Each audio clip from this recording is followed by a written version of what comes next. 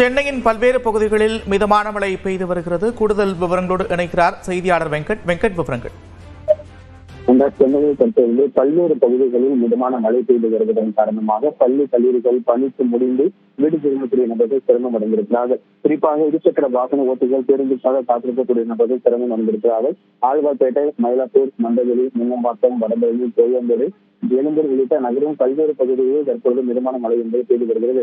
தமிழகத்தை பொறுத்தவரைக்கும் சென்னை, செங்கல்பட்டு, காஞ்சிபுரம், திருவள்ளூர், ராணிப்பேட்டை, வேலூர், திருவண்ணாமலை உள்ளிட்ட 7 மாவட்டங்களில் மழை 7 மணி வரை இடி மின்னலுடன் கூடிய லேசானது முதல் மிதமான மழைக்கு தொடரும் என சென்னை வானிலை ஆய்வு மையம் தெரிவித்திருக்கக்கூடிய நிலையில சென்னையில பல்வேறு பகுதிகளில் தற்பொழுது மிதமான மழை பெய்யும் என கூறப்பட்டிருக்கிறது.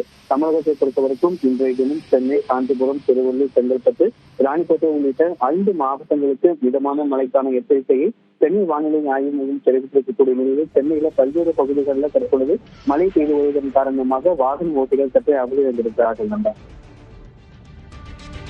நன்றி வெங்கட் விவரங்களுக்கு.